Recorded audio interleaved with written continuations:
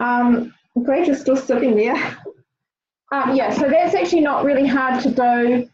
Something else that you can do is maybe have a thrive goal. Something that Adam really talked about that I really liked is actually having one thing a day that is your non-negotiable.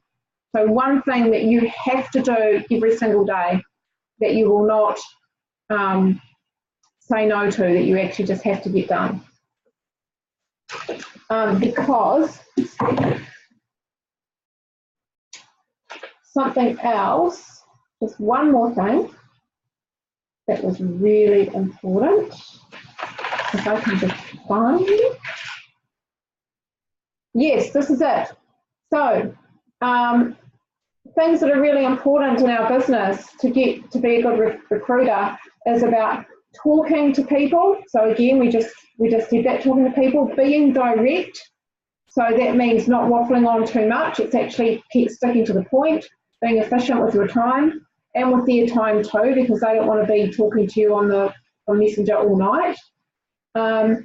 And following up. So following up is really, really important, because without following up, we don't get anywhere. And who loves following up? I don't. I hate it. But I'm actually learning to love it. So the more you do it, the easier it gets. You have to. And then three-way calls. So I will make sure that I get you guys all that information around the verbiage for three-way calls. I'll pop that up in the chat. So that's me. I mean, I could keep going on and on, but Maxine, do you want to share any takeaways that you got from the conference that I haven't said, or anything that you got personally? Yeah. Can you hear me? Yep. Well, I suppose one thing that really resonated with me, which I think Angela Simpson talked about. She's one of the NMDs. And, when we're on this journey in this business, I do, and I think a lot of people come up against fear quite often, especially around all the inviting and what will people think of me and so forth. And she said one way to come out of that is to go back into thinking about not making it about you. And I thought that was really useful. It's not, if you go into not making it about you, you're making it about your children that you may want to help, your family that you want to be available for, all of those other people and reasons in your life that got you into this business. And also not making it about you means when you're offering the business to somebody, you may be changing their life. I mean, we're all sitting here, someone offered the business to us, and our lives are all changing enormously. I know mine has. The same with the product.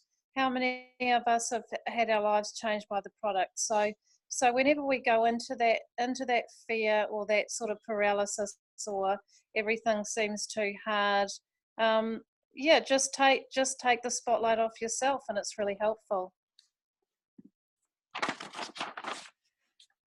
Yeah, I do love that. That is so true, because at the end of the day, it's kind of what Adam said too, isn't it, Max, about the fact that we can't judge other people, and even what Simon said, you have no idea what's going on in someone's life, and you have no idea when this could be the perfect timing for them. It could really be just what they're looking for, and we don't know when that is and what that is that they're looking for often.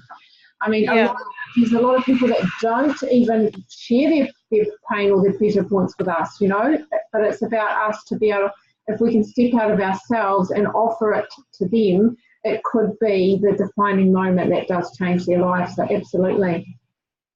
Yeah, and the other thing that kind of goes along with that is something that Simon said, which is, I think he said it anyway, it doesn't matter. If there's worry about what people think of you, do you honestly think they're going to bed at night thinking about that person that sent them an invite to look at a business that they weren't interested in? People have so much going on in their life, all the time, they're not thinking about you. So that's also a really good one to remember. That was actually really funny, wasn't it, when you said that? We're like, Yeah. that's so true. Who's going to go to bed Yeah. thinking, oh my God, that bloody Maxine sending me that bloody link, like, I can't stand that woman now, like, it's just so silly. But it's so true. Yeah, I do love that. Yeah. So it's another way of saying, it's not about you. That's right. It's not. It's totally not. So, so something that, did you want to share anything else, Maxine? Oh, I don't know. I've got so many notes here, and they're all such a mess and all over the place that I can't really get them together. But I do agree with you that Adam's dirty money story exercise is so crucial. And I'm going to work on that. We all have to work on that. I could read the statements so people know what they are, maybe. Yeah, do that. Do that. Absolutely. Shall I do that? Because basically what he did was, and it's really interesting, and you'll probably find a lot of you, found it quite hard to actually do it. So he basically said, look at your conversation around money. So these are the statements that he read out. I mean, you could write them down if you want, but they are there in that video. So basically, you finish the sentence. Money is not. Money will never. Money will always.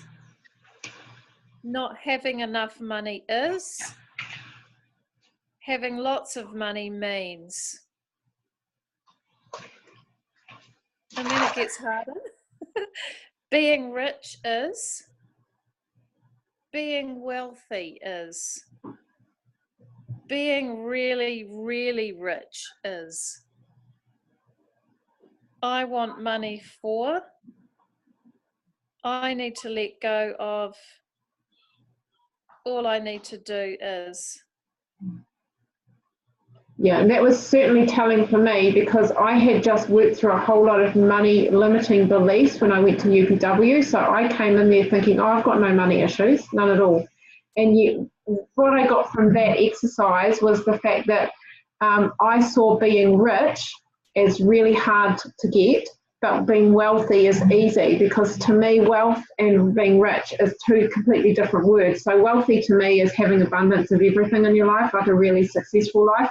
So I feel like I've got a successful life, even though I don't feel like I've got a rich life, right? So rich to me is around money. And again, I feel like it's really hard getting money. And it's crazy. You might think that you don't have any money stories, but you'll be interested to find what words you put down there, what comes up for you. So that's when you know to change those words. Actually, that's something, I know that we sort of touched on this a little bit, Rach, on our conversation the other day, is you can actually even use that around your own belief. So you can change it from money and you can change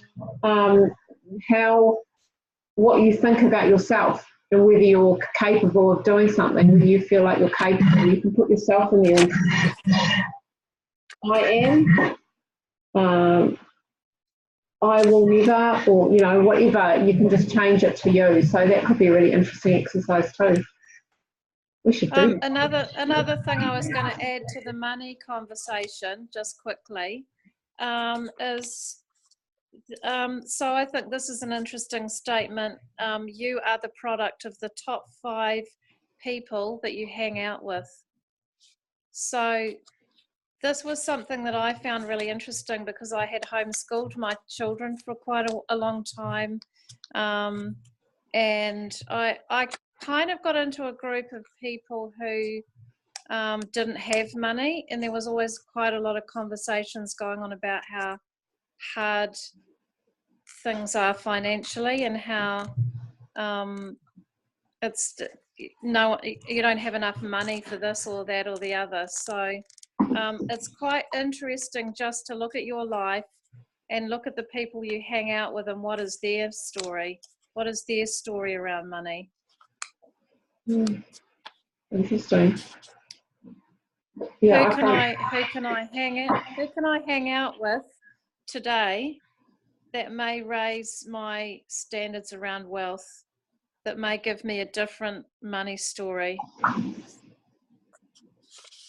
Yeah, that's excellent. Right, is that all, everything, Maxine? Yeah, I think so. I mean, that's probably enough for everybody for one night anyway. Yeah. It's a lot of information. Yeah, no, that was good. So there was just something that I just wanted to end on, and that is, about conference. So for all of you who, obviously conference isn't easy. It's not something that you can just, find the money and do. But I would really encourage you to go and to make it a priority, because at the end of the day, it's going to give you the motivation, the learning, the inspiration to actually go, to actually build your business and actually want to make a really good go of this. Every time I've been to conference, I come away feeling so inspired with a whole lot of new information, because every time you go, you're ready for more learning and you're actually taking something different away. And even if you've heard all of that before, it's actually like you're hearing it for the first time, because you're ready to hear it for the first time. And so for me, I came away, I've heard Simon Chan before, and when I heard it before, I was like, there's no way I'm going to do all that stuff. Whereas this time, I'm like, there is every way that I'm doing this stuff, because I really want to build this, because this to me is my everything. And Maxine and I heard some pretty difficult and challenging stuff on the leadership course that rocked us. And we were thinking, what, is this worth it? But we came away from there feeling like, absolutely, this is worth it. Because if we don't have this, if we didn't have this, what have you got to go back to? What do you have? Do you want to go back to your life the way it was? And for me, there was no way I'm going back to my job again. There was no way I'm going back to being broke and having no time freedom, having no time where I can go and travel anywhere I want to, having to take time off and not having enough money to pay the bills because I've taken too much time off. So think about that. If you ever feel like you're challenged, you can't do this, if you feel like I can't do this, think about what your life was like before, and think about what you want in your life and what you have more potential to have in your life if you make this happen. And so going to conference is just a huge part of that, of your growth, your learning and connection. It's amazing how many new friends we make and how many of the team that we keep getting to meet. I mean, how many of Team Love was there? There was like 7 of us, wasn't there, in Team Love? And in Team Crystal. I was going to say something, Tanya. Yeah. There is a direct correlation between the